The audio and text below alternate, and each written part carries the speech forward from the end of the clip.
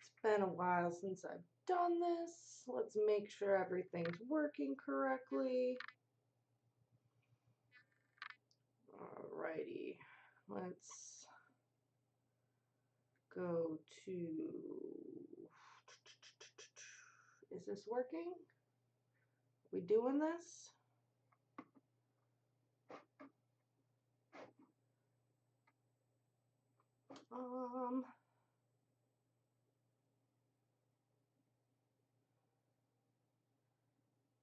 Is this, I think this is working maybe?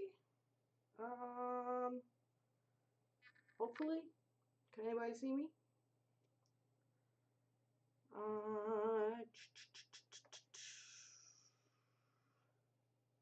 Okay, I think this is working. Maybe. Okay, hopefully this is working. All right. Okay, looks like we're up. Let me get my stuff going. And make sure we're live on. Cool, we are live. Alrighty.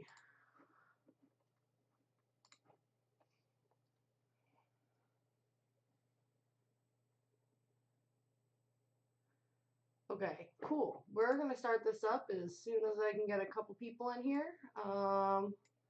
Had a couple people say they were gonna stop on by, and I don't want them to miss anything.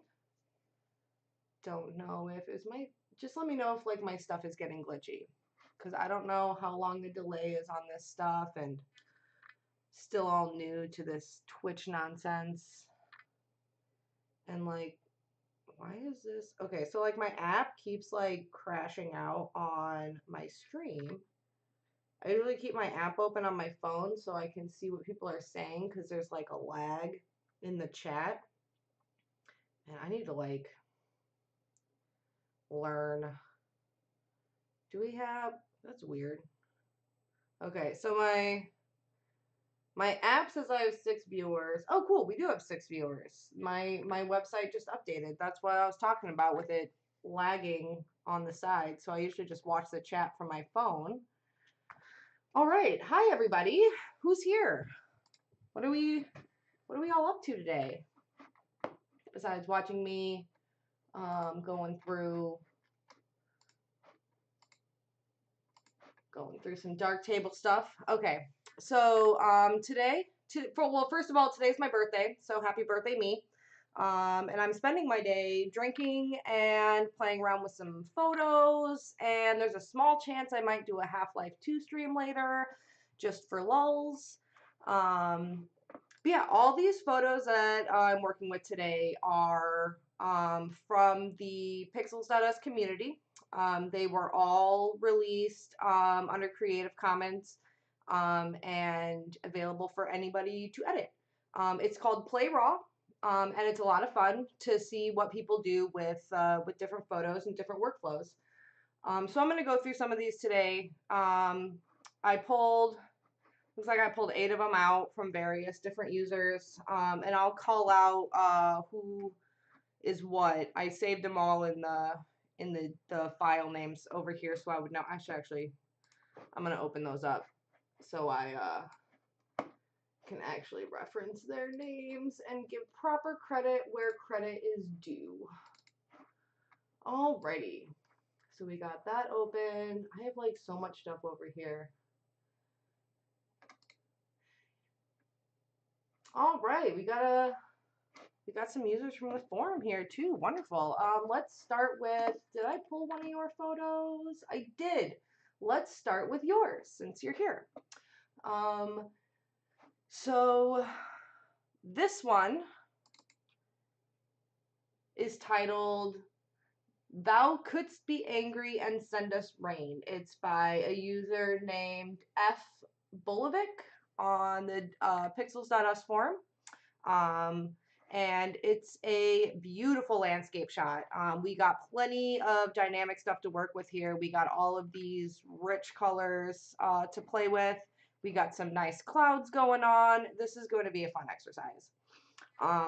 So I just upgraded to the newest version of Darktable that just released over Christmas. And there's a few new modules that are that got introduced. Let me actually pull open. I should actually pull open all of the new stuff that was added so I can go through it. One of the biggest things that was added was all right, here we go. One of the biggest things that was added was a new module. A lot of people have been talking about it. It's called Filmic. You can find it over in the, right, it is in the tone group of Darktable. This is the Filmic module. It controls the tones of your image in a different way that other modules don't. Let me scroll down to where this, the release note says the Filmic module was designed to reproduce the good properties of analog film while giving you easy controls of digital photography. It can be used on any image as a replacement for the base curve module and is particularly adapted for images with a high dynamic range. So we have a pretty good dynamic range in here. So we're going to give this a go with the Filmic module. I haven't played with this a lot. I did on a few different things of my own images just to kind of like see what it did. But it is basically like base curve on steroids. So this little, what's the word? Graph, I guess. I don't know what the exact word for it is because it looks like a math graph. But this is basically the same as any other time you get like a curves module like this. It's up here controls the lightest areas of the image, down here controls the darkest areas of the image, and you got everywhere in between. So this image, when we first bring it in, this is with no editing. This is just straight raw. Darktable does, when you install it, or originally, it does try to automatically apply a base curve to images based on the type of camera you have. But I turned that off for all of my uploads because I prefer working with just a straight raw image and going forward from there and choosing things myself. So it's a bit flat because it is a raw image and that's how they import. So we need to work on this a little bit.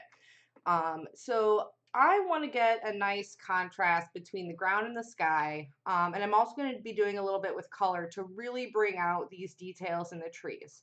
And we have greens and browns up in the foreground. We got some greens and blues back here in the background. And then we got a lot of white and grays up here. And we're also going to want to try to keep these details in the clouds because they're really pretty. So let's just start working with this a little bit. Oh, this doesn't drag. Okay. I was working with the sliders before. You can see if you hover over a module and you use your middle scroll, like it will mess with the slider. So we're going to want to, and as we're moving these sliders, you can see that the points on the curve are moving, and the image is adjusting. White relative exposure, let's just bring this all the way down from one end to the other. The white relative exposure is doing a lot with these, I'm like bad at explaining the technicals behind things. Like I usually just do things until I feel like it looks good to my eye. Let me go through. There's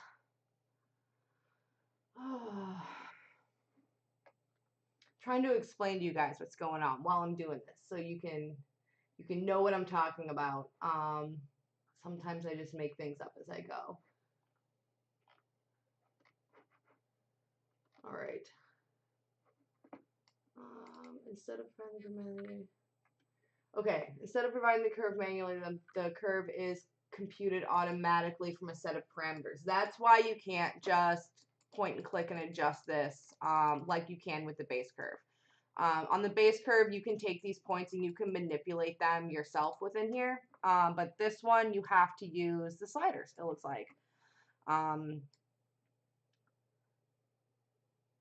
So the black relative exposure, if you bring that up, it's gonna bring the blacks in a lot more. And if you bring that down, it's gonna take out a lot of the contrast in the blacks, and it's gonna make it even flatter. So we have to kind of like play around with these to get a good mix between the light and the dark.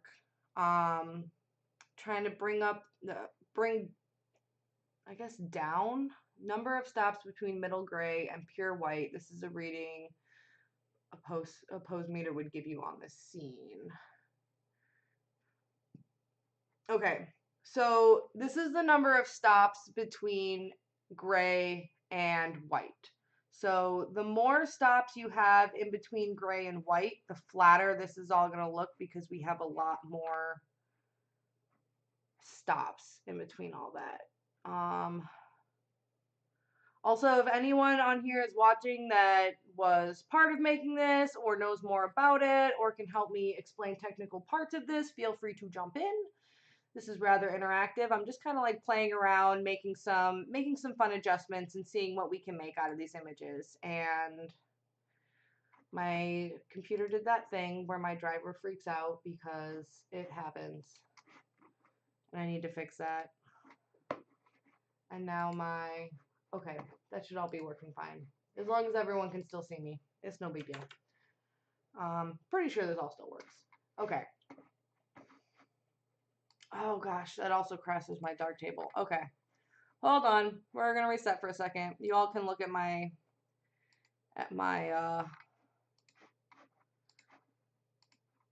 this is a bad example of dark table. Okay, we're back. My messy desktop. Don't look at it. Okay, so started with this. I'm working with Filmic on this. I'm just trying to like get some good tonal contrasting going on before I move on to color. And we're gonna see. This will bring up the middle gray a little bit. Let's get some lightness back in there. Get some contrast back in the darks. It's looking pretty good. I really like the contrast between the ground and the sky in this photo. This is a really great landscape shot. I'm a fan of landscapes. I don't get a chance to do them often. All right, let's go with something like that. I really like rich dark blacks. That's just my personal editing style. Obviously, do whatever you like because there's no wrong way to edit things. So after you get your relative exposures where you want them to be, oh, there's also an auto tune levels. Let me see what the auto tune does. Hold on, we're gonna test things. We're gonna test new things. Let's see if we can. How do we? That's what you want to auto tune it to? I don't like that. I don't like that very much at all. That's way too dark in the darks. Sometimes I mess with auto buttons just to see, because sometimes they look good and you just want to keep them. And latitude is the literary domain in the middle of the curve, increasing it more contrast at the extreme luminances.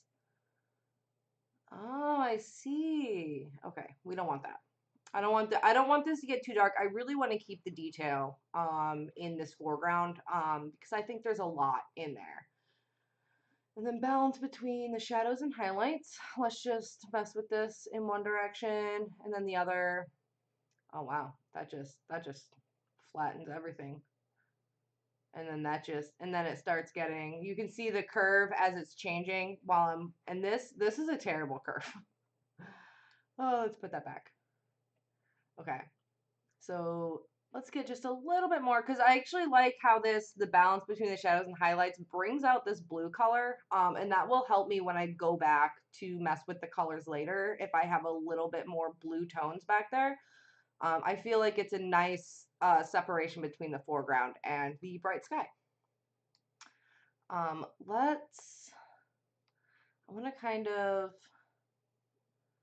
want to keep the sky bright, but I don't want it to be like overpoweringly bright. So let's try to just mess with it like this.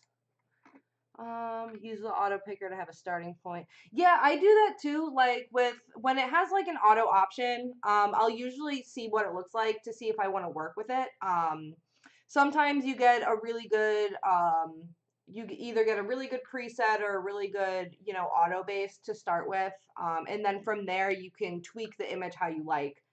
I just didn't particularly like this auto one for this particular image. So this is what we imported, and this is what I brought it to using the FBulovic module. And I actually really like this. We still have some highlights in the rocks over here. We got some lush greens going on, and I think I'm good with the FBulovic module for now. I might come back to it and make a tweak here and there because this is going to be my main tonal, this is going to be the main way that I control the tones of the image. Instead of using base curve exposure and contrast modules separately. So I'm just going to use this like it's all three of those at once. At this point, we'll jump over to the channel mixer. And the color balance, I actually believe, is an updated module as well. Let me scroll up through this side post. Let me see if color balance, because last time, whoops, I don't want to search like that. I want to like search in the web page. Color balance. Yeah, they did. The color balance module did get completely reworked in this new version. Before, I believe, instead of listed as shadows, midtones, highlights, it was just listed as lift, gamma, and gain, which isn't really intuitive for brand new users because most editors will call them shadows, midtones, and highlights. So lift, gamma, gain was a little bit of a learning curve for me when I first used it. So I do like this update on the color balance module. I would compress history. I actually wait to compress my history until after I'm done with stuff. I like having the history of exactly what I did in order of when I did it, because sometimes I start going down an editing path and I don't like the result, so I want to jump it back a few steps. So I wait to compress the history stack, because if you have multiple modules and you press compress history stack, it reorganizes your modules not in the order that you did them, but in the way that is best optimized for the program. So you can't just like jump back a couple steps. There's not really a good way to undo what you're doing. So I wait until the very end of my editing process to compress the history stack and get all of those data points to be optimized. And then if I was going to share like the XMP file, I would share that from the compressed history stack, so you can see my final the final points that I used for everything. But while I'm working, I like keeping it in order of how I did it. That's just my personal preference. Do whatever works for you. Okay, so in the color balance, we have up here is all of the highlights. Down here is going to be where a lot of the shadows are mixed in. And then this midtones is kind of going to affect the overall tone of the image. And you know what? Actually, I don't even really want to use color balance on this photo because I really like how the colors are as they are. So I'm actually going to close that out. Let me go to, not the channel mixer. Let me see in my highlights. I keep some of my favorite tools that I always use over here in the highlights. I haven't dropped FBulovic in. Normally I do like a mixture of stuff to get the same results. Let me see. Let's work with the shadows and highlights a little bit. This module, I actually have problems with this module sometimes, because once you start working in this module, it will apply these default points to your image, and then you kind of gotta like, because like look, if I just like click this and I just like keep this at like the 50 50 and then all the stuff that it like, that's actually pretty good for this image. This is one of like those auto things where it'll just give it to you, and sometimes it looks good and sometimes it really does not look good. I actually have problems sometimes with the shadows on this one causing halos, which is why I really enjoy the new FBulovic module, because I do not get halos like that. Let me see. This actually does pretty good job because there's enough detail and everything that you don't really get the same halos. I get it a lot when I'm editing portraits, halos around people, and it just bothers me. But let's bring these shadows down a little bit, because I do still want to keep some darkness in the trees. And as you can see, we went from really heavy dark stuff, and then we lightened up just here. The highlights were a little bit lower on this one for the auto point, so it did bring down some of the highlights in the clouds, which I like because it enhances the details. Bilateral filter won't bring as much halos than Gaussian in this module. Bilateral filter. Soften with, oh, okay, let me give that. This image, it doesn't have that much that problem, but I will keep that in mind when I am working with that in the future. I had no idea that that drop down was even there. Thank you very much. So let's get just a little bit more shadows down here. Let me mess with these highlights just a little bit. I like the detail they bring into the clouds. See, we're all learning things. Now, how do I want to enhance these colors? I like the sky. I don't really want to mess with the sky too much. And I like the detail that I'm getting out of everything, so I'm not going to go through and sharpen this with any of the modules just yet. I might do a quick glance at the end just to see if I like it, but I'm really pleased with the details in this particular image. Let's jump over to not color zones, maybe color zones, saturation. Yeah, we're going to be in color zones for a minute. Okay. So one thing I want to do is I do want to kind of bring up the levels of these trees. So I am going to bring up the lightness in this green tone right here up a little bit. We're just going to make the greens a little bit lighter. Let's see how much we can get here. And that way you get just a little bit more contrast between the bright leaves and the dark leaves, and you really get some good shadow dynamics going on by bringing up those greens a little bit. These blues back here, I really want to richen, so I'm going to try bringing the lightness down on those a little bit, and then it'll also help separate it from the greens. Now let's jump over to saturation real quick. Let's be very careful with saturation, but I do want to bring up the greens just a little bit more, give them a bit more pop. And then that also helps bring up the yellows, and that really brings out the details between the different levels of trees that you have going on and all this foliage. Just a little bit on that. And then I'm just going to bring up the blues just a little bit, just to help give this back here a nice blue tone as we transition up into the sky. And we're not going to mess with hue because I actually really like the colors that are going on in here. That's why I didn't, that's why I closed out on the color balance. I didn't want to change the colors of what we were working with. I really like the colors that I was given.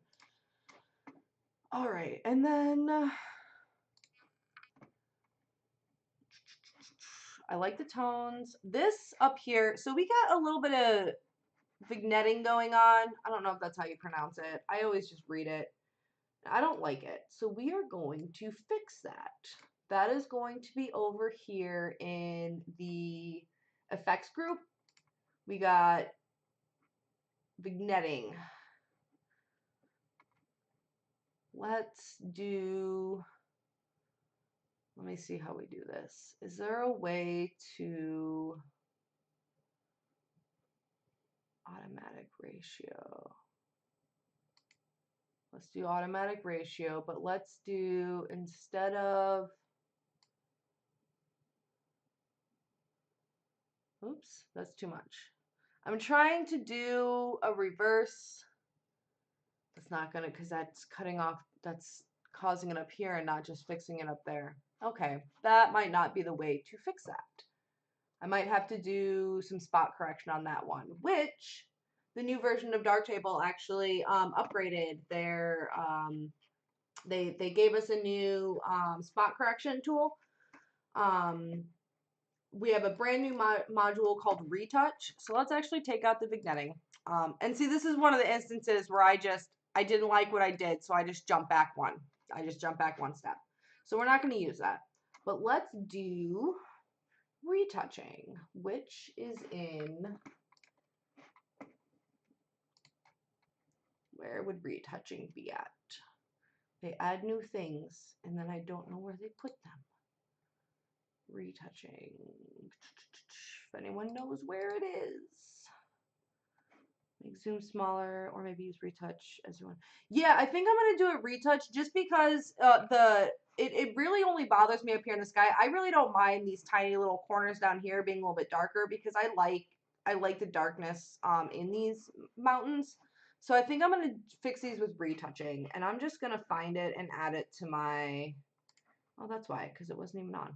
I'm gonna add that to my favorites so I can just drop into favorites and find it. Okay, retouch. I've never used this module before. Give me 1 second to read about how it works. This interface has a lot more buttons than spot removal. You're not kidding. But everything you do with the latter is also possible in a similar way with retouch. I can select a shape, circle, ellipse, path, or brush. Click on the part of the image you want to hide. The module will clone another part of the image to hide it. Drag instead of clicking to choose the source of the clone or adjust the controls after the fact. Okay. So let's do a circle up here. Let's make it a bigger circle.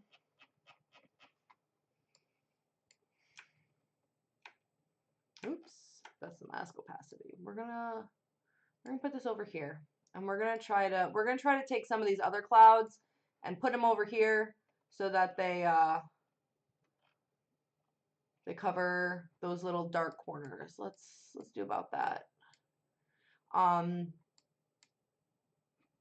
And retouch is a little bit better than the spot removal because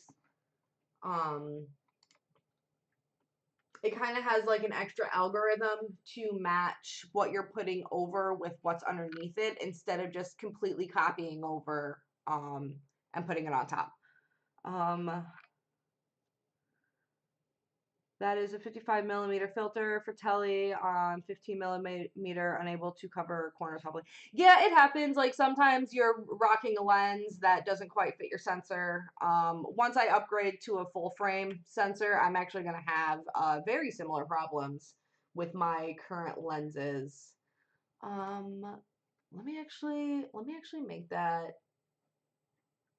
Can I? Is that just going to add one? I don't want to just like add it. Also, how do I change? Oh, shift scroll to select feather size. That's what it is. I was doing control and that just changed the opacity. Okay. So basically I just covered up the area that I wanted to fix. I pulled a different section of the clouds, dropped it over, and now let me go back and forth between these two.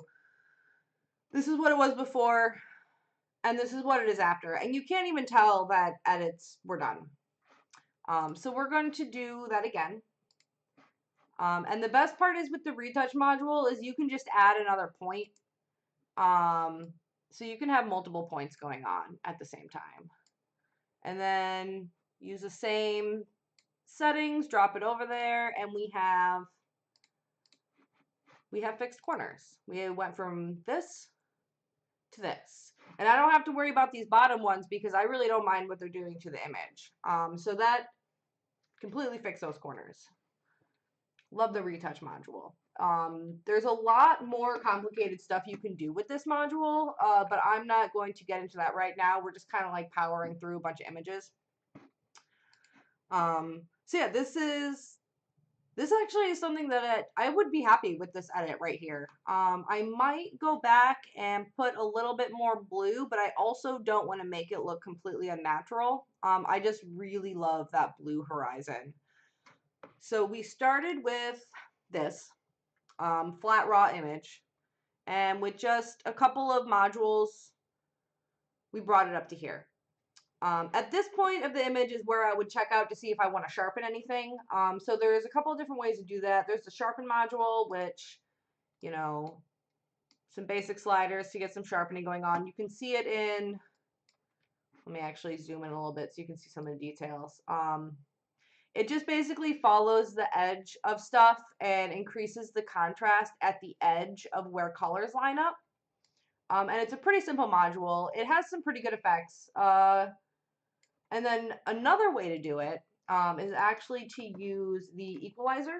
I started using this after, I think it was Paper Digits that suggested it to me, but it might have been somebody else. It was a while ago. And there are some presets built inside of it. So let's just see just what the sharpen preset looks like. That's way too much. That's way too much. That now we got like the highlights on the rocks are just like popping out and they're jarring, and that fine detail is just too overdone. So maybe we'll bring that down a little bit and we'll just kind of we'll do something like that maybe. So without sharpening and with sharpening.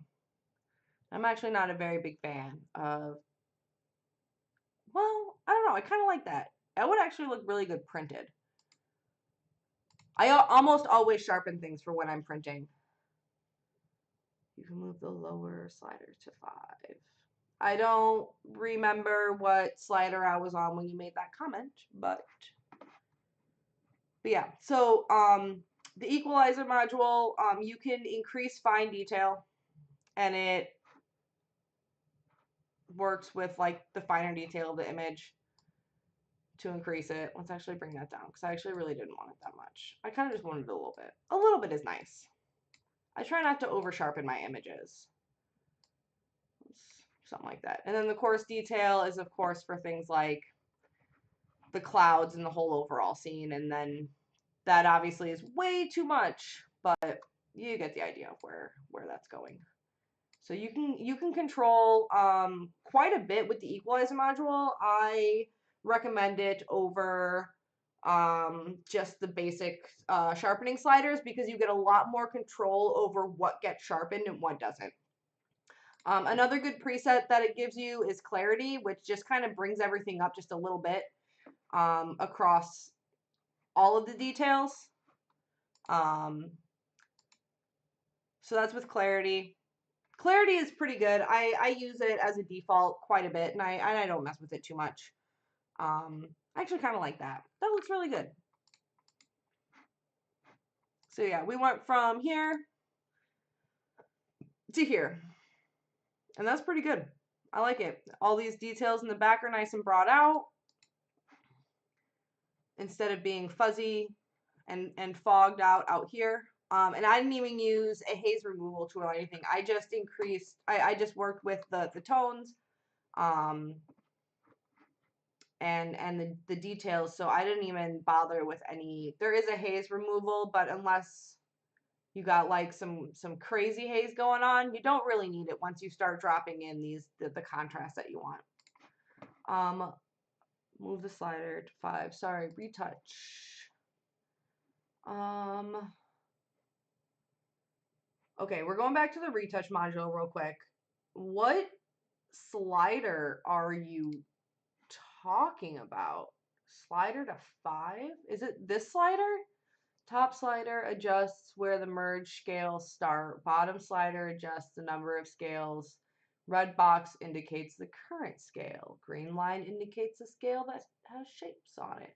I don't know what that means. One at the top. Okay, so we're gonna move that to 5. I don't really know what that did. What does this do? Well, let's do it all the way just to see what happens.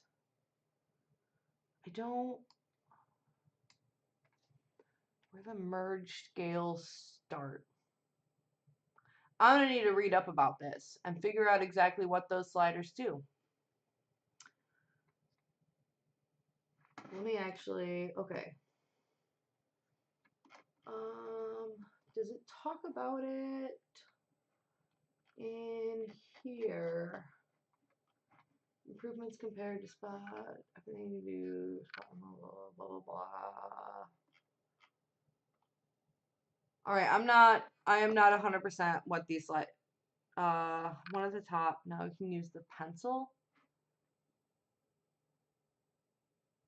Like for like adding a brush? Is this just kind of like, I don't know what that did. Hold on, undo that. LOL.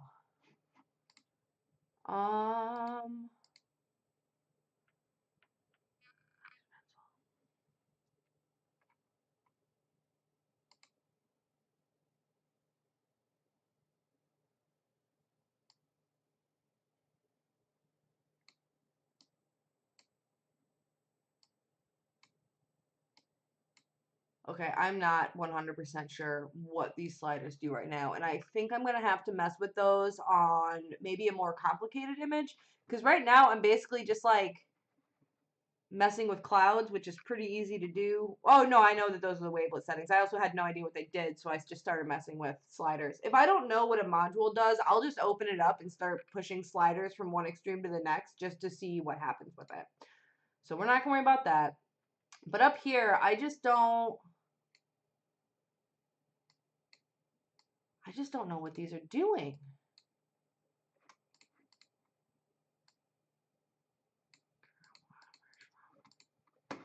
Hold on. Let's go back. Let's go back. Okay, let's start this over. This is why I don't compress my history stack, because sometimes I just want to go back and restart.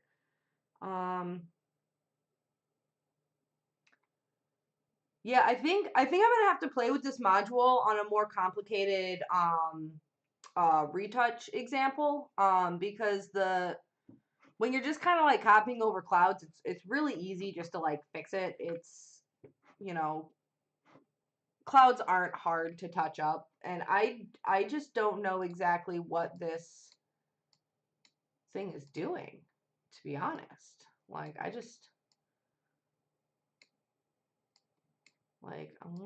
gonna push this to the extreme. I'm gonna see what it does. Yeah, I don't know what that's doing.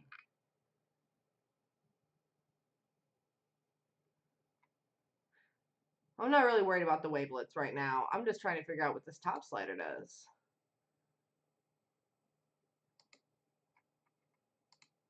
Okay. Maybe this just isn't the best example image. Well, I have the circles where, because I just wanted to like fix up the corner, so I just grabbed some circles because I didn't really need to be too detailed about it.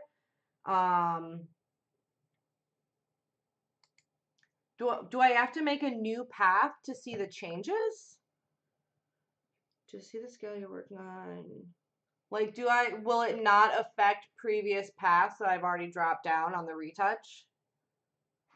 Because, like, I had this, like, pushed all the way to 15, and I don't see a difference in my retouching to know what that even does. Max scale is 11 for this image size. Okay, well, let's bring it back down to 11. That's fine. And then I move that. The red box is the current scale, and the green line is the scale that it shapes to. How do I move the green line? How do I move the green line? Okay, I'm gonna mess with that at a different time. It's not really affecting the image right now. I already fixed the image how I liked it anyway, so we'll do a whole different thing with the retouch module at the moment, because I just don't know I think I'm gonna have to work with that later on a more complicated thing where I can really see what effect is going on. Because I like the image. Oops. I like the image. How I edit it right now. And those top corners were really easy with the retouch. You saw I just dragged and dropped. I didn't even mess with any of the complicated sliders or anything, and it fixed the clouds just fine. So I like this. We're gonna keep it how it is. That's a really good result for me. All right, so we have gadolf here. Let's work with one of your pictures now. Let's see which ones I got of yours. So there's the watermelon and there's the filmic test. I think we're actually going to do this one. The reason why I picked this image is actually because when I'm walking around and I'm just taking street shots, I end up with images like this a lot. So working with somebody else's image helps me think about things I would want to do when I bring it back to my own shooting. At first glance, this seems, you know, like just a very unassuming picture. It's a shot of a street. We do have some interesting elements going on with the street vendors. We got some nice bright colors. We have reds from her pants to her shirt and the signage. So we're gonna work with this a little bit and try to make it a little bit more more dynamic. Gadolf also requested that I share this is, let me find the post where you talked about it. So this was shot with a Canon PowerShot A3100. They asked that I gave a brief mention to the CHDK developers whose free software allowed Canon point-and-shoot users to have access to otherwise hidden RAW files, among other many features and functionality. So I'm going to copy this link, and I'm going to drop it into the Twitch chat real quick for you. This is a link to the CHDK developers that help make this image be a raw image for us to play with. So thank you very much to all of the open source developers who make this entire stream possible. Okay, so for this image, it was originally posted under a thread that was calling for filmic workflows. Everyone's been talking about it on the forums because it's brand new. It's a pretty cool module, and we're going to start with it. We're going to go back to the filmic, and we're going to start with it here because that's what was requested. That's what was requested for this image. So, the overall scene is pretty bright. And this is a raw, so obviously the contrast isn't fully there yet, so we're going to have to add that back in a little bit. I'm going to bring down the white relative exposure to get more contrast in, but I don't want to blow out these whites either, even though it's just tiny details. I don't want these to really blend together at all. I want to keep the details how they are, but I do want to bring it up just a little bit, or down, whichever way that goes. And then bring up the black relative exposure because I just love rich blacks in my pictures. I'm always going to edit them to have rich blacks. That's just how I do. There's a lot of people who like the really soft, like matte style of photos, and that's great. And there are people who make fantastic images with it. It's just not how I edit. And then I'm gonna have a drink. My happy cup is filled with vodka and cranberry juice because it's my birthday and I can. All right. Yeah, let's bring in a little bit of that contrast, making the blacks rich, kind of getting those colors to pop. I'm still going to want to be very careful with highlights because I don't want this to be, I want to keep details in this. And this is actually the kind of image that I actually would mess with the sharpening of it before I get too far into the colors, because all of these tiny details, you want to try to preserve those to really bring the street scene to life. Okay. Let's go over here. I'm not going to do a preset on this one. I'm just going to manipulate it by hand because I know I want to bring up those fine details, but I really do not want to mess with the coarse details on this picture at all. Because overall, it has good details in the major things. It's just these tiny littler things that I want to kind of pop out a little bit more. Like you can see if I zoom in like that. Bringing up those fine details just helps preserve those edges on the tiny little street scenes. But we don't want to get too crazy with it so that it looks out of place. I think this will be good. Yeah, we have a little bit more detail in there. You can kind of see that's soft, and then this is a little bit sharper. And it also helps the contrast in between these tiny pieces too. Happy birthday to me. And now for this one, so for street shots, you can just try to mimic colors as best you saw them. And a lot of people do that. They want to try to preserve the scene as much as possible. For me, for street shots, I like doing warmer street shots. Especially if it was taken on a warm day, which it looks like this was, given the fact that everybody's wearing short sleeve shirts and this vendor is trying to stay in the shade. It looks like a warm day. So I like bringing in that warmth into the coloring of the picture. So one of the first things I do is I go into the white balance and I just kind of like drop down the temperature just a little bit. Like just a little bit, just to, oh sorry, no, bring up the temperature. Dropping it down makes it colder. But I try to bring up the temperature just a little bit, just to give it a nice warm cast, so it feels like a warm day. Whereas, you know, the colder you go, and then bringing the temperature down and the cold also like takes away these nice bright poppy colors that we have going on. So bringing up the temperature a little bit warmer helps get those colors going on. I actually like that. And I actually really like it with the way that it affects everybody's skin tones, because we have a variety of skin tones here. Usually if you bring up the temperature a little bit, it's just a little bit, a tiny bit, but it's almost always flattering on human skin just to bring it up a touch. So I think just a little bit more, just tiny amounts, tiny amounts, not too much, tiny amounts. Okay.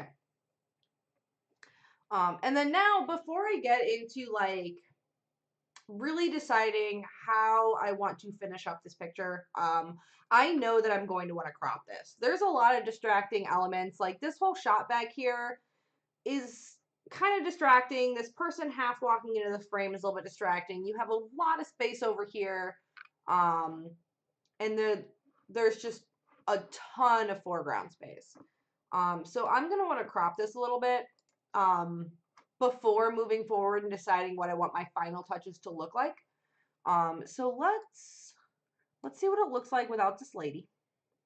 Sorry, lady. We're going to keep a little bit that shot back there just so you can see that it is in front of a shop. We're going to bring up the foreground, or bring up the bottom to get rid of some of this ground, just a little bit. We don't want too much because we are going to be keeping her, this other lady's feet in here. So we want to make sure people can see that she has ground to walk on, but we don't want all of that ground. I'm going to leave this side how it is, although it looks like there's a little bit of black there, so I'm gonna bring that in. But I don't want to bring it in too much because then you start clipping off this. And extra space on this side actually works out well because this woman is walking into the rest of the frame, so like giving her a place to walk helps the overall flow of the image. Last thing I'm going to want to do is I'm going to bring down the top because these lights up here are just distracting and extra elements. And we don't really need them. It does not add to the story of the image, as it were. So this is how I would crop this image. And now we have the focus on the street vendors and this lady walking by. Let's see if I want to do, we still have a lot of ground here. Let me take out just a little bit more of the ground, just a tiny amount. There's a lot of it sitting in front of this guy. Yeah, I like that cropping. That's pretty good. And this feels like, you know, a bustling street scene, even though you only have one passerby. But you don't really need that second person to show that, you know, people are walking by, because we have a person walking by. She's also a little bit blurry, but that's fine because she's walking. Okay, so let me actually go into the color balance on this one. Oops. Try not to slide things. Sometimes I forget that the sliders affect the middle scroll affects the sliders in here, and it doesn't just scroll up and down the module. There was a thread that I saw somebody mentioned wanting to add in that capability, but I think it's you know, a pretty hard thing to do. I'm not a developer. I don't develop this stuff. I just accept the fact that people did this for free. Okay. So the tones, let's start with midtones. Let's actually just mess with the gamma on the midtones. Let me bring it up just a little bit.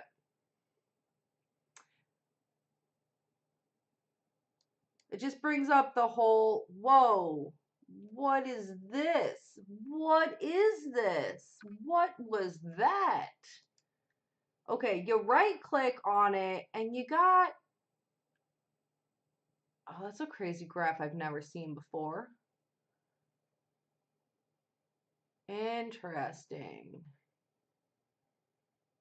That actually kind of gives you a cool visual about how the gamma on that works. That's, oh, whoa, hold on. It did like a thing.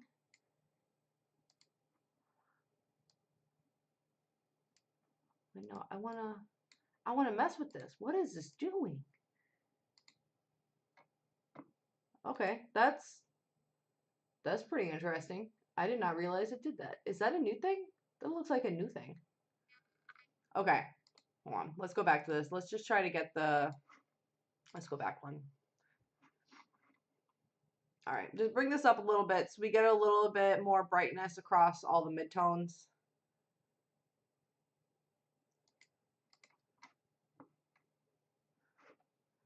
All right, and the highlights, we're actually going to want to make these, let's go to like a nice orange. We're going to want to make these just a little bit warmer for the highlights. Not that much.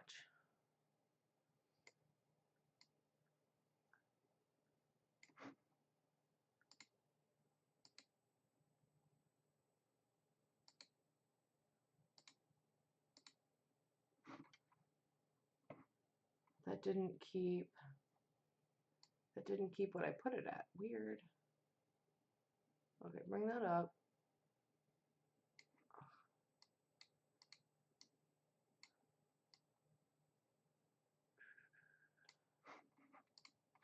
Oh, and if anybody's wondering, the Spotify music on the side, that's my Camera Slinger album.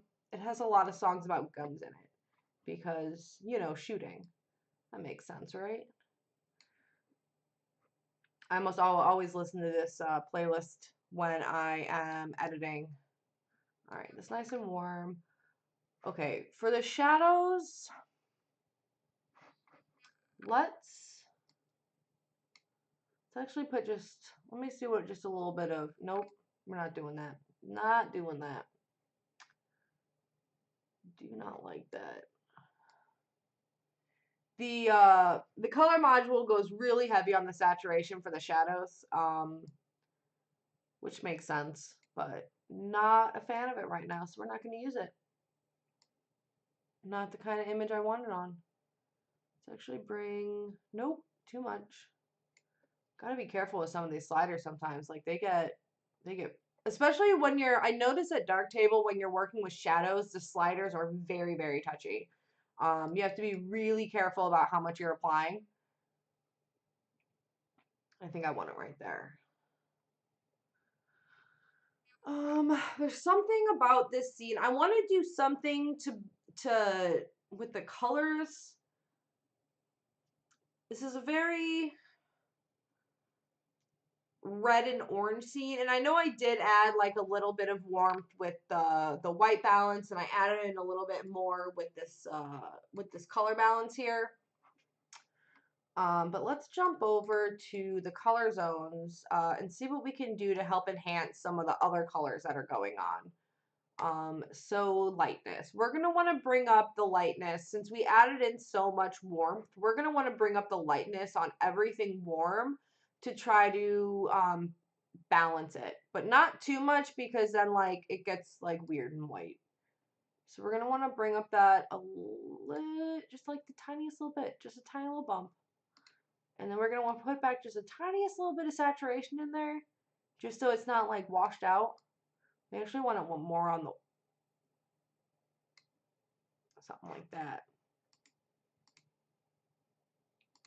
That helps a little bit. And then let's actually, all these other colors, let's like just make them darker. Let's see what that helps. Ooh. Yeah. And that way we get, the warmth is lifted a little bit, and then all the other colors in the scene we're going to bring down to help give a little bit more color pop going on in here. We're actually going to want to a little bit less because I don't want to wash out this yellow box either because I really like the bright yellow pop. But just like a little bit, just tiny amounts. Except for, yeah, okay. Let's,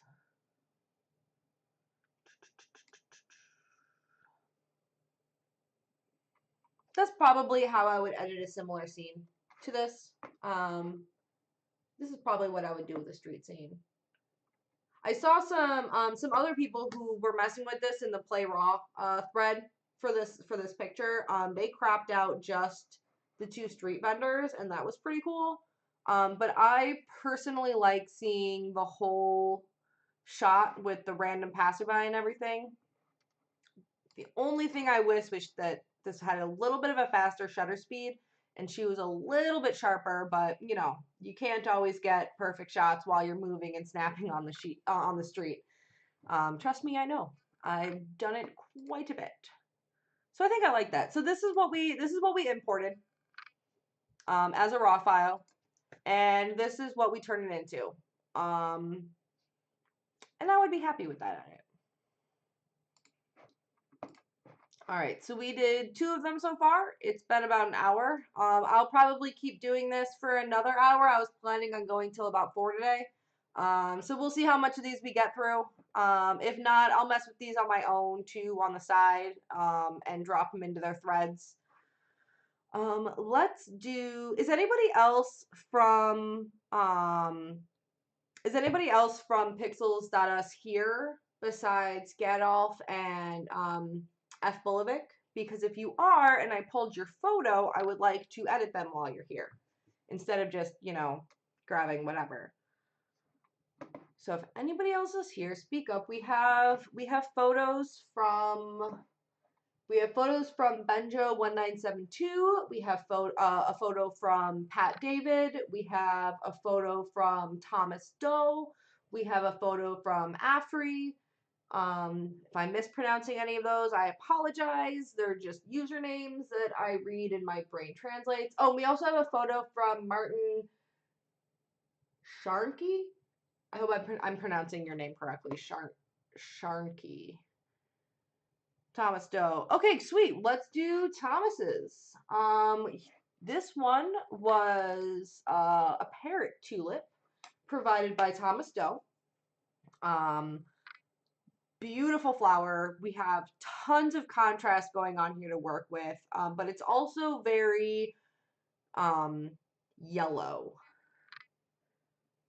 It didn't post P photo. Well, you should post some raw files and play raw. We can all sit around and mess with your photos.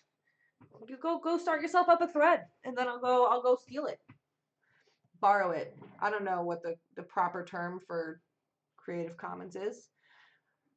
I just say I steal everything, even when I have permission. Okay, so how do I want to approach this? I think for this flower, I would actually start with sharpening on this one first, because there is a lot of detail in these petals, and you really want that to come out because it's a macro shot, and the big draw with macro shots is getting those vibrant details to really pop. So I think I'm going to start with the Equalizer module on this one because I really want to bring out these details before I mess with anything else in the photo. So let's bring up some of these fine. Actually, let's just see what let me just see what the sharpen one looks like. We can start with this. This is about what I would do with it. So you can see that it brings in a lot more detail into the edges of all this. And I'm actually going to bring up the fine detail even more on this one to really get a lot of that detail to pop out. But not too much because you don't want it to look unnatural. So sometimes you gotta fiddle with things. That's actually pretty good. A modified sharpening curve on that works out pretty good for this photo. I like that.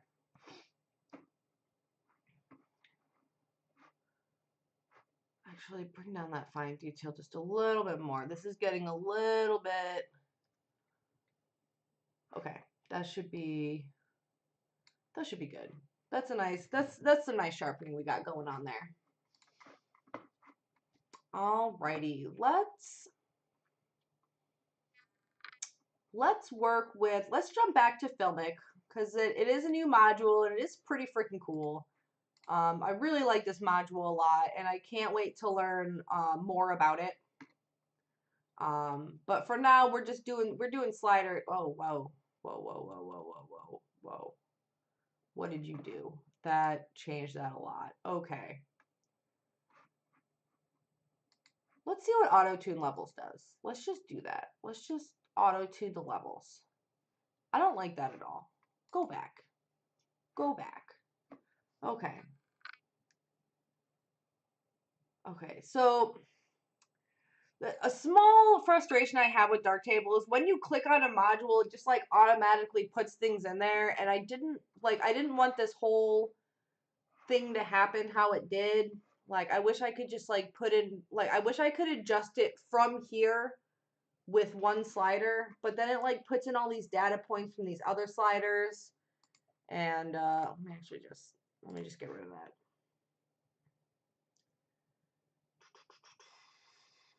Computed dynamic range. Okay. Cool. That's a slider I wanted. I do like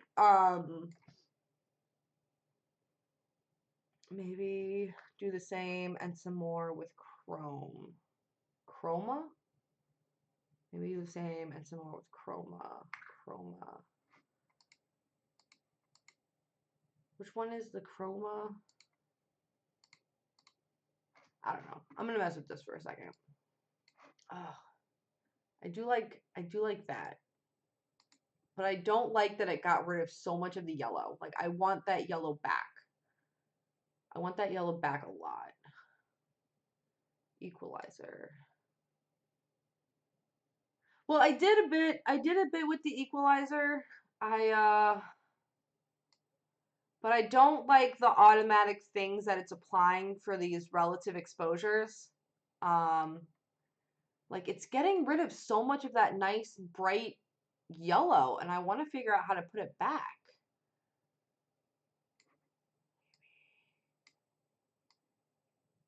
Maybe if If I put back the saturation, that's not really...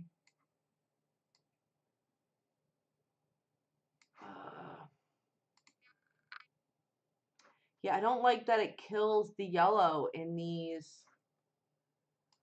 Maybe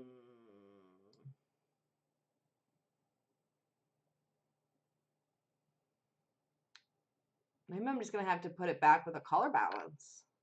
Because I do like what it's doing with the shadows and highlights, but the colors...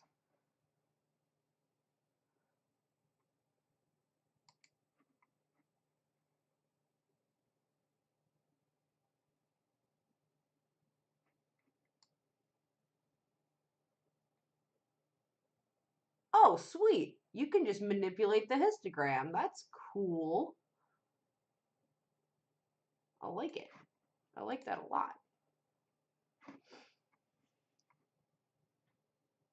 Is there like a way to like... oh, can you just mess with the channels up here like this too? Sweet. I did not know you could drag around this histogram. I learned today and I like it. I don't know how much I would use it, but I like it. I can just like manipulate the channels like this. Oh, no, not like that. We're going to bring that down a little bit. Hey, I like how it's keeping these colors. Interesting. Let's mess with red a little bit. Oop, nope, we're going to bring that up. That's really cool.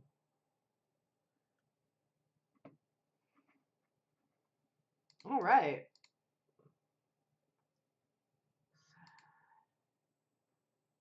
Whoa. Okay, this histogram thing up here you guys got going on in this program, that's really cool. I like it. All right, let's see if Filmic like does weird stuff. You can see, like, it just, I don't like how it just like kills that color. I now see what people are talking about when they're just like, when they were talking about having like troubles with it. Really don't like how it kills that color. Okay, we're not going to use Filmic on this one. We're going to jump over. We're going to jump into white balance. We're going to bring this down just the tiniest amount. We're going to make this the smallest amount cooler because I want these to be less yellow cast. I know that it's getting a lot of cast from the petals. Just tiniest little smidge. Tiniest little smidge. Just to kind of like bring that back to like a nice bright smallest. Right there. But it's also kind of making the petals look a little bit green. So let's jump over to color balance. Let's get midtones. Let's mess with the midtones. Let's get those nice and yellow. Is that going to mess with that middle one? That'll be fine. It'll be relative. No, I don't like that. I don't like that at all.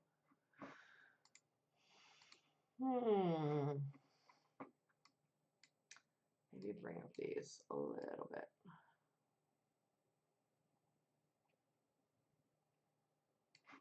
Maybe I didn't want to do that white balance. It didn't change it that much. That's fine. It's still a little bit green.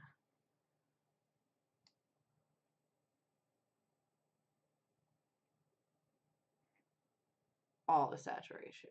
Let's just all the saturation all of the time. Which actually I don't mind. The fun thing, I actually really like editing flowers because they're really fun, and even when you go crazy with colors, it doesn't really like make it look bad. Let me go back to this.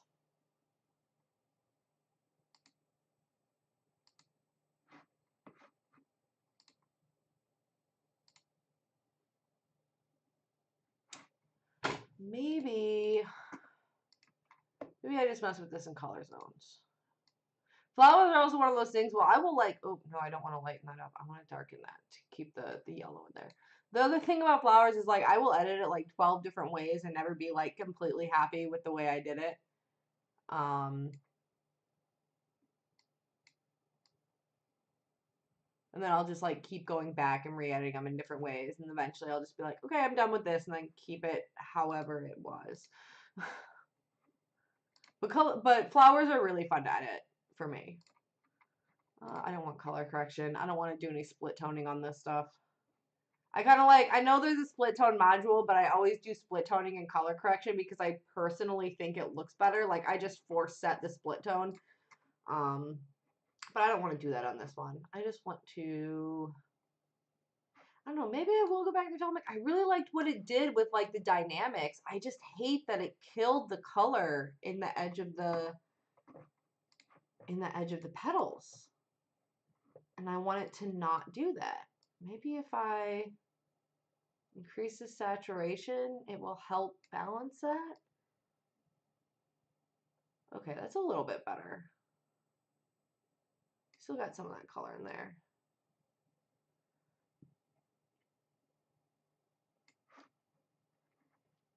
That green is coming out a lot though. Let me go to the green.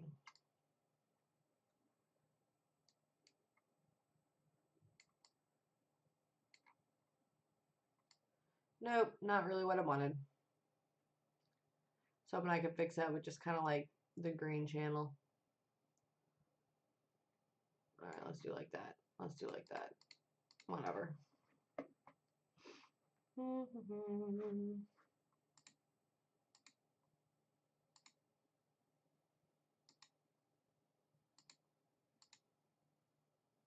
Okay, that did keep quite a bit more of the yellow in there. Let's mess with this just a little bit. Relative exposure. Let's bring that up just a tiny bit.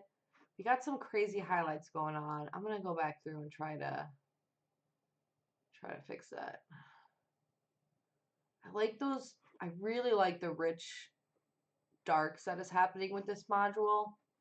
Just not happy about the way it treats color, which it's not supposed to treat color. It's a tonal adjustment, so like that's a thing, but I just get picky about my colors. All right, now let's jump back to color balance. Let's see if putting a little bit back into yellow helps kill some of those highlights. Like I don't mind these highlights on the leaves, but you can see that they were like yellow highlights before, and now they're like white highlights, and I don't like them being white highlights. Oh wait, hold on. There was a thing I learned once. Where is it? It's in my favorites. Not that. Highlight reconstruction. Where are you? Did I not put it in my favorites? I thought I did. Highlight reconstruction.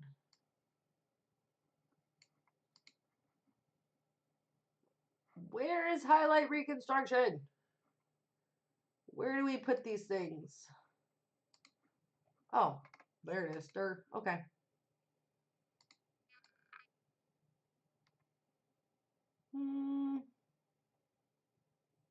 Manually adjust the clipping threshold. You shouldn't ever need to touch this. Don't tell me what I shouldn't do.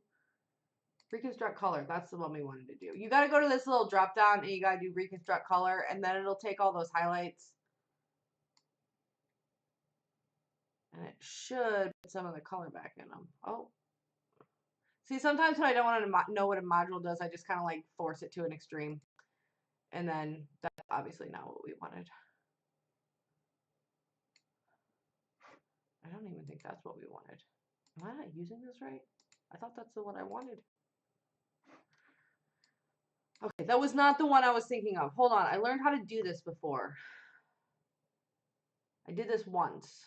Oh, color reconstruction. Is that what I wanted? Maybe?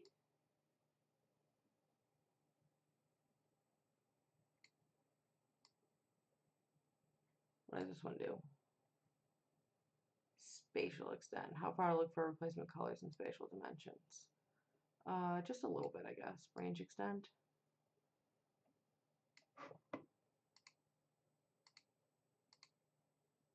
No?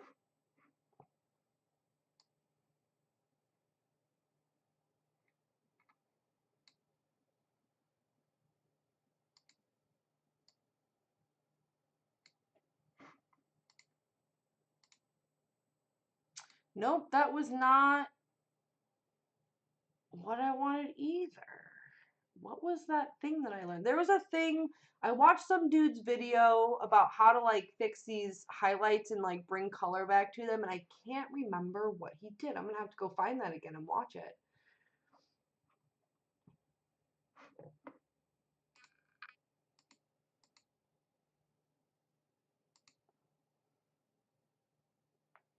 Okay. I'm just gonna go with this for now. I'm not crazy upset about these highlights turning white. I just liked them when they were yellow. Maybe actually if I bring in the temperature, maybe that'll help. Yeah, that helps a little bit. It helps bring nice warmth to everything. Okay.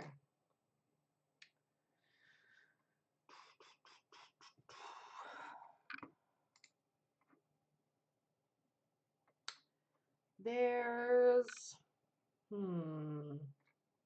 how do I want to handle? I'm almost done with this picture, but it still feels not enough. Let me see what I can do. Let me see my favorite tools. Let me see what we got here to work with.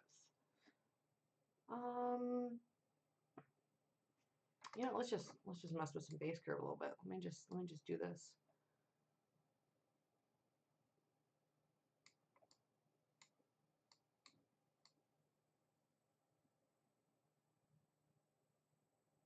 There we go.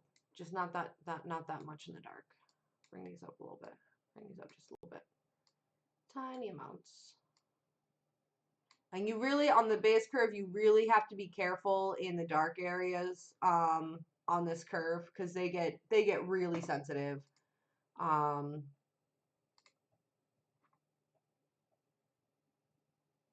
That might help the sensitivity working like that. Maybe.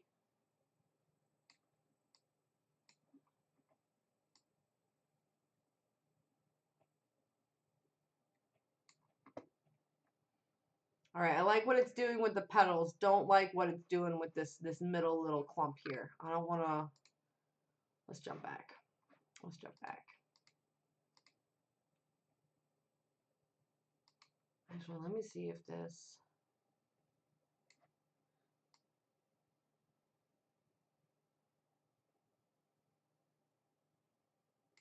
It's very bright.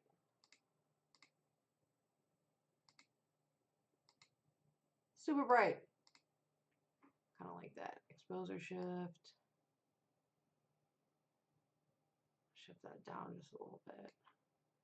Exposure bias. I like it like that.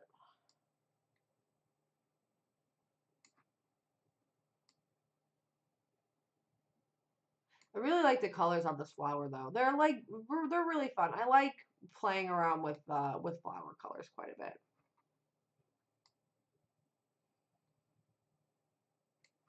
All right, let's see how we started. We started with this, and I ended up with this. It looks very fiery.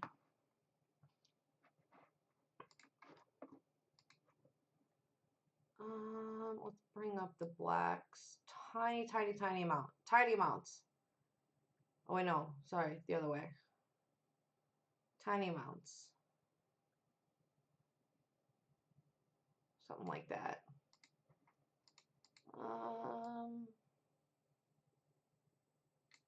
This got really, really bright in there. I mean, the detail's all still there. It just, when it's zoomed out, it looks almost overexposed. Let's see if I can. Maybe I do just want to keep the blacks where they were.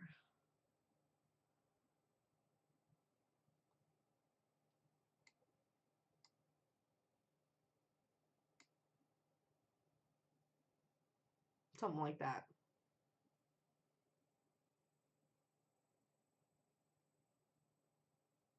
Let's bring down,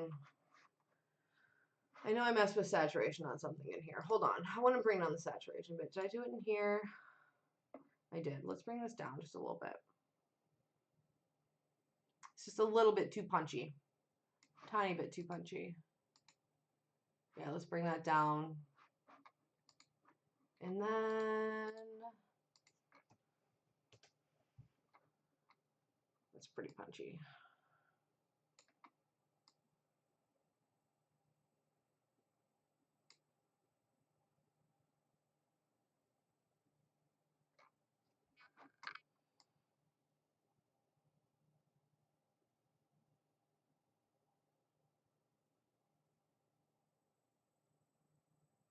I don't want to mess with the input saturation. Do I want to mess with the output saturation? Only a little bit. Only a tiny bit.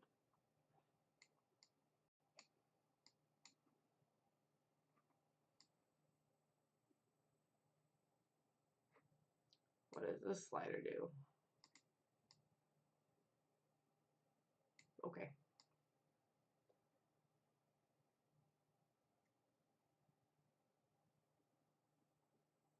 Bam.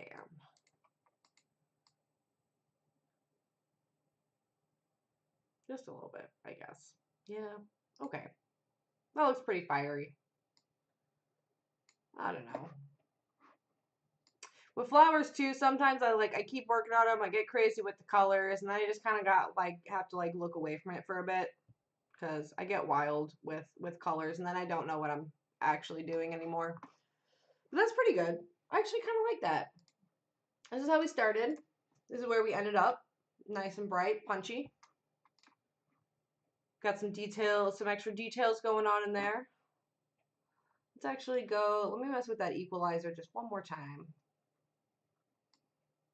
Oh shoot, what did I mess with? I have to remember not to hit the middle slider on this stuff. Let's just put that back to where it was. Let's go to the equalizer one more time. Let's just a little bit. Not that much.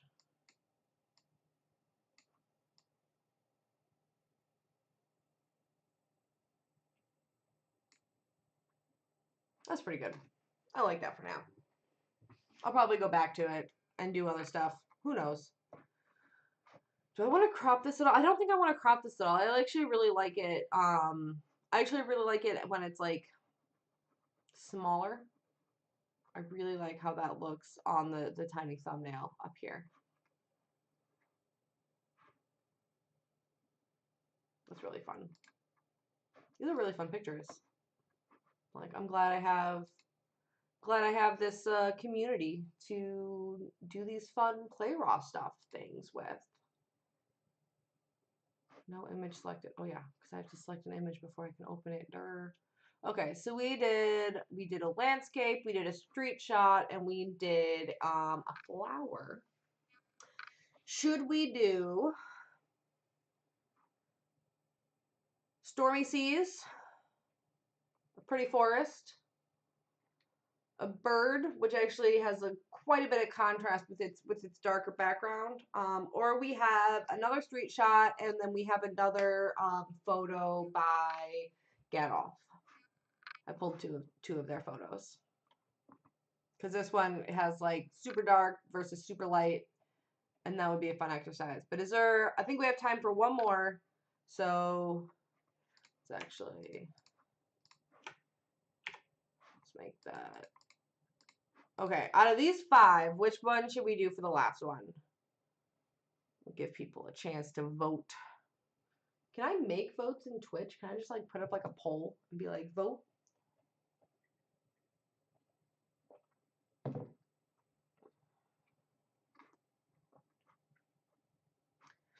If we don't pick, if somebody doesn't pick something, I think I'm gonna pick the Stormy Seas. This one was done by patdavid, who runs the Pixels.us forum. All right, Gadolf says Stormy Seas. All right, so this photo, this one is titled Into the Fog. It's by patdavid. He is the creator of the Pixels Swarm, and has been great in resharing my live streams and stuff to try to get more people here. All right, so we got a lot of stuff going on with this. We got cloudy skies, bunch of fog, all these birds. Since we were playing around with new modules, let's just jump this back into the FBulovic module again. Let's just keep messing with this. Middle gray. Let's mess with the middle gray. I'm going to bring that up. It's the original raw is a bit dark, which is what happens when you're out shooting stormy seas. There's not a lot of light out there, like no sun. And let's just kind of, let's get some nice, I really want like nice dark darks. Like I always want dark darks, but this one particularly, we need really dark darks. So let's like just make those super dark. Let's just like get it, let's just get it dark all the way. Just shove that all the way over to the end.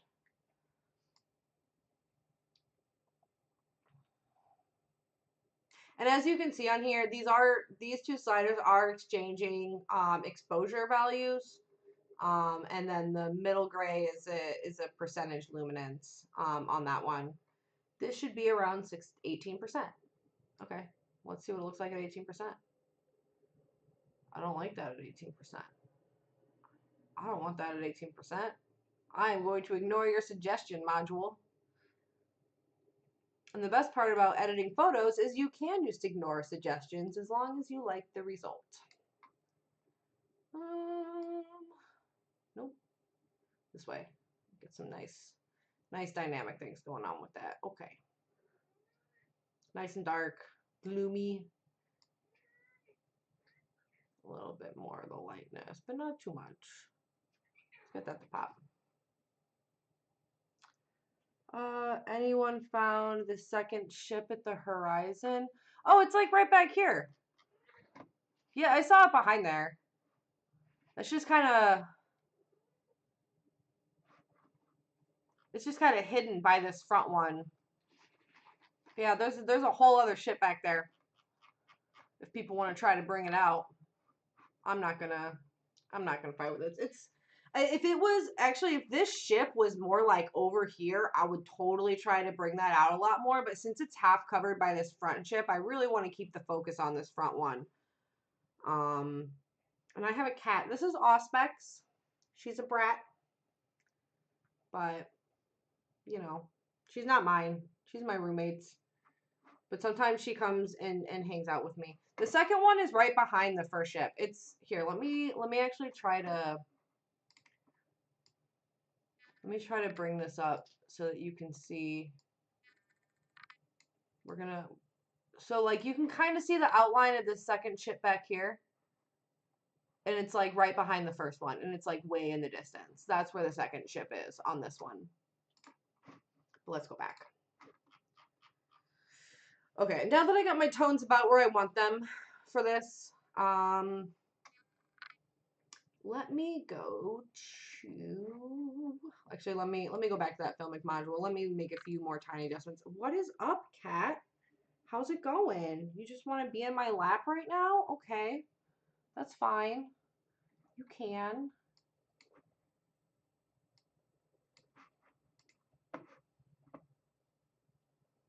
You want to say hi to everybody? Say hi to the internet. You can't even see her. Like she just becomes a black blob on film. I can't even take good photos of this cat. Like she could be sitting on like a brightly lit windowsill and I still can't get a good photo of her. She just becomes a blob. Are you just gonna get in everybody's way? Is that what we're gonna do today? Okay. You wanna help me pick colors?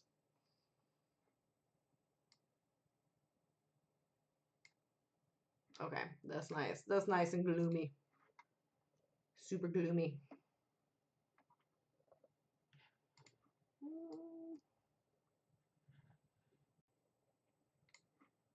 Yeah, if that ship was over here, I would totally try to do like a double, like I would totally try to bring that out and have the double ship going on, but it's like hidden. You know, I haven't even like, let's jump back a little bit. Let me actually look at the filmic presets. I actually didn't even open up that tab yet. Oh wait. Are they not preloaded?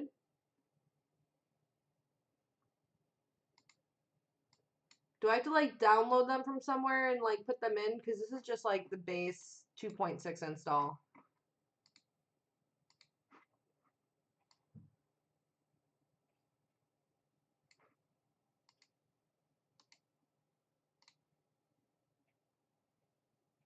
Oh, preserve the chroma. That brings some blues back. I don't want to do that though. Yeah, if you know where I can get filmic presets, oh, okay, yeah, I don't mess around with the development versions of these programs because I am not a developer. I'm not good at packaging multiple pieces together. I just kind of want to be given a program and run with it, for better or for worse. So, once they drop into a full release, then I will totally play with them. Or if anybody has a link to just download the presets so I can drop them in instead of having to go through a whole, beta or, oh, dev, it's on the dev version. Yeah, I'm definitely not touching that. I do not touch dev stuff. That is not what I do at all. I can't even read code. I'm just like enhancing the filmic with just a little bit extra base curve, just because I'm so used to working with base curve. I know like how to work with it, and I know like kind of what I'm going for. All right, and then let's go over. Let me just tiny bits, tiny amounts. 2.7 part of presets. Yeah, I'm gonna have to wait for those to, unless like I can find them as just like, tiny presets on its own that I can figure out some way to load in, but I think I'll just wait for another release to see if they drop in or not. Or I'll just make my own presets because I need to learn how to do that for this, actually. That's my next thing on my agenda to learn is how to actually make my own presets for Darktable. Last time I made presets, I was using Lightroom, and that was super easy to make presets, and it's just a little bit harder with Darktable, and I haven't quite figured it out yet. But that's going to be the next thing I'm going to learn. All right, let's...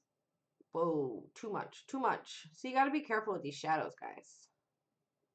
Got to be super careful. Let's actually get blues into the shadows. Not that much blue, yo. Calm down. That is a lot. I want, like, not that much at all. Maybe like that.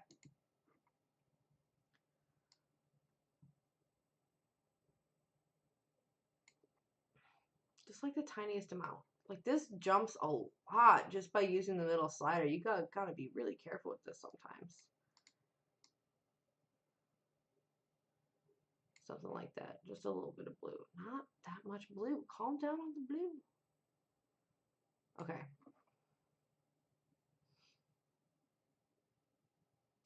Yeah, super simple, right? Yeah, I'll get right on that. You just gotta learn 3 different coding languages and do this and do that, and oh yeah, totally, I'm on top of it, guys. I'll be dev of the year any day now. All right. I really love blue gold split tones. I want to see how it works with this. Make that super moody. Moody. Let me actually bring it a little bit more. Just a little bit, not that much. Calm down.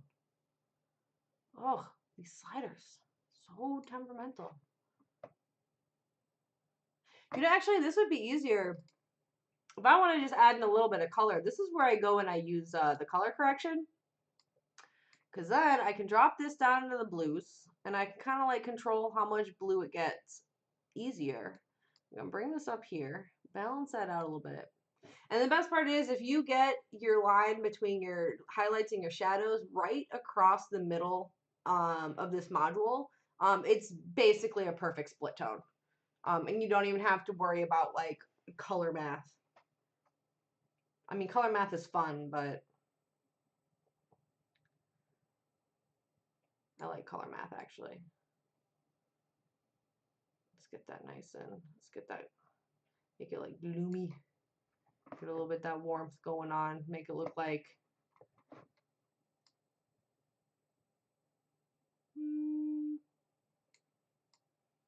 just a little bit. I just kind of like want to enhance the waves, and then bringing in a little bit of warmth and a little bit of blue helps like increase that contrast without really increasing the contrast because of the way that color works in your brain. All right, and now I want to do, let's go over to here. Let me actually get that like that. A little bit more contrast. I want to lighten up the sky just a tiny, tiny bit. Let's see if I can do this.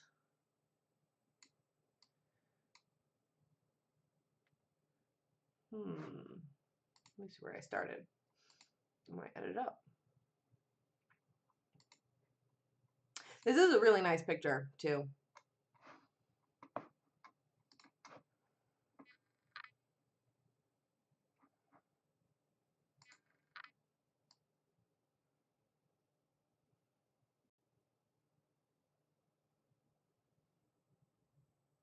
Lulz.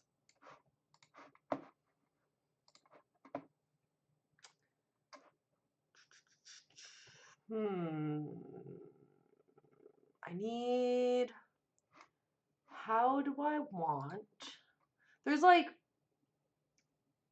usually like 2 or 3 different ways you can do the same thing, but they kind of have slightly different effects. And it's just, a lot of my stuff is just kind of like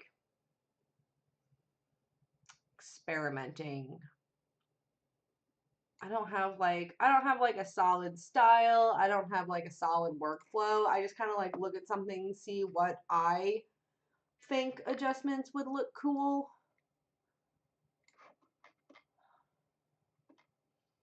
I think I want to add in a little bit of sharpening on this too, to kind of really bring out some of those details on the boat. But I don't want to overdo it and like make the waves all crazy. So let's mess with those fine details a little bit. But yeah, I don't want them to get too much. I don't want to mess with the water too much because I like the water how it is, but I just want like, I also don't want the boat to be a blob.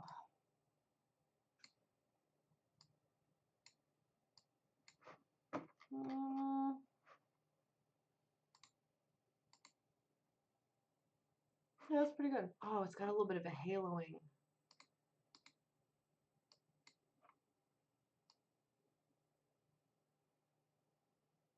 Let's a little bit less, and then we can, it was starting to halo around the birds a little bit where I had it at. You can see right there that halo that's going on. So we're bringing that back a little bit. That was too much fine detail. I don't want those halos.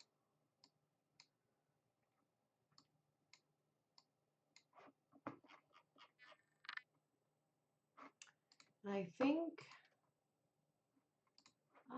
maybe I want this in color balance. Let me do this with the brightness. Let me add a little bit into the, there we go. Yeah. And actually that does bring out that second ship in the background a little bit too. I wasn't even trying for that.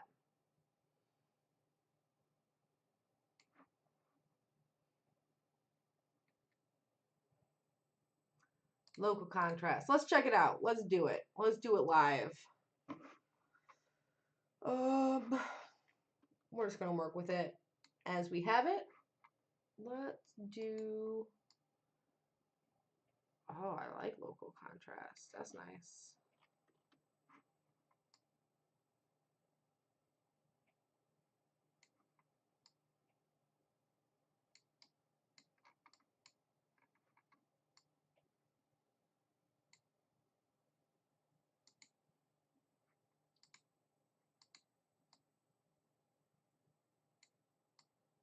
I'm just messing with sliders right now. I'm just seeing how this module works. Ooh. Ooh. Does that cause... Okay, it's causing a little bit of haloing when I push it to the extreme. So we're not going to push it that far extreme.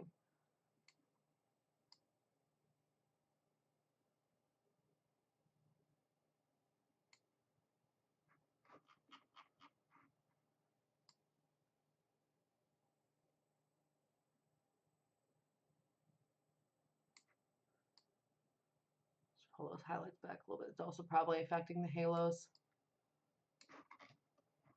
Zoom in a little bit.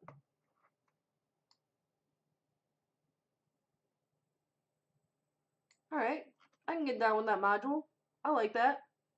Thanks for the suggestion. There's a lot of things on here that I still have not completely learned how they work. Then again, I didn't even know how Lightroom worked, to be honest. I just click stuff until it looks cool. That's a lot. Actually, I do like that a lot better. That brings out... Let's go back to where we were. We like lost all those colors that I put in, but that's fine.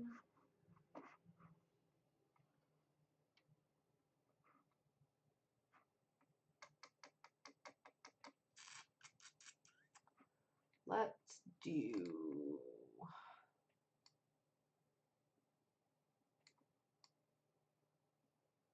a little bit more blue. A little bit more on that. A little bit more. Let's really work with the colors now that I got the contrast down to how I wanted it. Because you could still see quite a bit of detail on this boat and everything, and that's really what I was going for, is to bring out this detail while still keeping it dark and moody. You know what, let's actually take away a little bit of that blue. Not that much blue. Okay. So what we can do for the boat, let me actually make a new instance for base curve. Let me put, let me put a drawn mask on here. Let me put it on the boat. Actually, maybe I want an elliptical. Let me actually control scroll to set shape opacity. How do we move it? Shift scroll to set feather size. Is it control that changes the... Hold on. Let's take that out. Okay. Go back to the beginning. Blend, drawn mask. Let's do an oval. Click, control click to rotate. Control click to rotate. And let's make this as big as the boat. Let's just kind of do that. Put it over the boat. Let's increase that feather size a bunch to help it blend with the scene. And let's see if we can just get a little bit of spotlighting on this boat like this. Oh, that's a lot. Calm down. Ooh, go back. Oops. Just a little bit. Where's that mask? One shape used. Where's my shape? Where'd my shape go? Okay. Wait, no, that's a new shape. I want my other shape. Oh, there we go. Okay. Let's do that. And let's get like a much bigger feather going on. Let's really get that feather going on. Let's see if we can. I don't want it to be like a spotlight, but but brightening up the ship a little bit. That's a good idea. So let's work with this. Let's be very, very careful with this curve.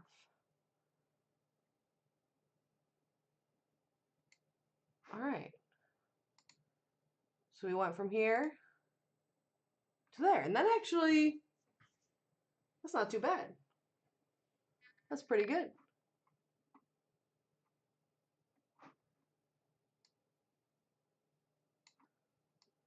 Just a little bit down on those mid-tones. Just a little bit. Oops, not that. Mess with that one.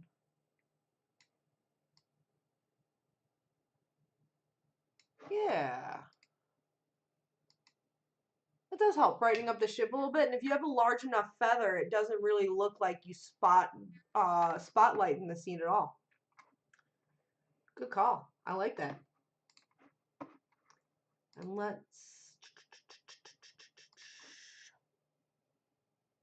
kind of want to crop this a little bit too, only because I don't like what's happening in this bottom corner. I'm going to take this out. I think this was like an edge of the dock or something. And I don't like it. So I'm going to take it out. Let's just crop that. Let's just bring this in just a tiny bit. Keep that post. Let's actually bring the whole thing in a little bit more, since we I don't want to take away too much of those clouds, but just to kind of make the aspect ratio the same. Yeah, look at that. I like that. Lightening the ship was a good call. I always forget that I can like throw on tiny masks in Darkroom. You can switch the mask on yellow button if you scroll down in module. Scroll down to module. Oh yeah, that's I always forget that that button is there to show me the masks. I always forget that I can even mask in this program. I was actually trying to find the shape that I had already been working with. And then I didn't realize that that was the button. Show and edit mask elements is this button right here. That's how you bring up your mask again. And that's what I lost when I was messing around with stuff. Yeah. Awesome. I like that.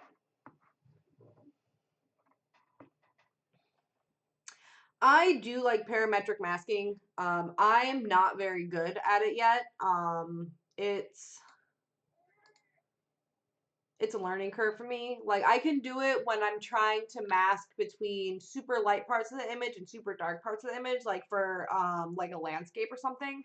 Like let me jump back. This one I would be really good at like masking out the sky and working with that individually. But so I'm good at doing it with tones, but then you can like parametric mask with colors. And Cat, what are you doing? Cat, get out of there. My cat's getting into stuff. It's not even my cat, but I'm the only one home today, so it's kind of my cat. Anyways, when it gets into like parametric masking colors, that's where I get I'm not very good at it. So I kind of only really use it when I have like super bright and super dark stuff to mess with. Cat, I will fight you. I will straight up fight you. What are you doing? She's like trying to crawl into a paper bag right now. This ridiculous cat. All right. Ooh, YouTube links. Is this a link to a parametric tutorial? Because that would be helpful. It is a link to parametric tutorials. I'll watch this after the stream. I'll try to play with them more. I haven't had a big reason for needing them. Like specifically needing them, because you can kind of also force your image to do things with like 3 or 4 other modules at the same time, and like some of these like rough masks that it gives you. But I really do got to sit down and actually like learn the parametrics. Yes, yeah, I use that a lot with the parametrics. And I got decent at doing it for tonal stuff, but I really got to sit down with that whole module for like on a real level to really understand what it's doing and how the sliders work and all that stuff. Yeah, so this is what we started with the boat. That's what we ended up with. And I think that's pretty good. I like it. All right, awesome. It's about 4 p.m. If anybody has any questions, comments, concerns, if you want to do a shout out for something in the open source community, go ahead and drop them here. I only did 1, 2, 3. I only did 4 out of the 8 that I picked. But I will drop those into the threads on the pixels.us forum so everybody can see the results. Yeah, this is a pretty good time. Thank you all for showing up. This was a bump and stream. Last year I got like 2 people regularly, and that was, I mean, I still do it because I like showing this stuff off. but it's always nice having multiple people chat with you. We get to go over like how the modules work. You guys help me figure out some stuff. You know, sometimes you learn something that you didn't know what a module could do just by watching somebody else do it. So this was great. Thank you all for being here. This was fantastic. Let me save these. I'm gonna do my super cheap. Let's go to desktop. Let's go to the Play Raw. Select. We can keep the file names. PNG. We're only gonna make these 1,000 max on all sides. And we're gonna export those, and then I will get them uploaded. Thank you very much to FBulovic for the landscape photo. Thank you to Gadolf for the street shot. Thank you, patdavid, for the stormy seas. And thank you to Thomas Doe for your beautiful parrot flower. And yes, there are some left for another stream, and as more gets dropped into the community, I'm sure I'll save those as well. And I'll keep coming back as long as people keep watching me do this stuff. So yeah, thanks everybody. This has been a great birthday. If you're not doing anything later, I am probably going to be doing a drunk stream of Half-Life 2 because it's my birthday and I play Half-Life 2 on my birthday. If you scroll down to my channel, you can also see links for the Pixels.us forum. You can get the Darktable links. There's a link for GIMP. Scribus is what I use when I need to export stuff for print. If you like what I do and want to support me, we got Patreon, PayPal, whatever. Money's great. You don't have to. But that's always there. Resource links at the bottom. And yeah, thank you very much. Everybody have a great weekend.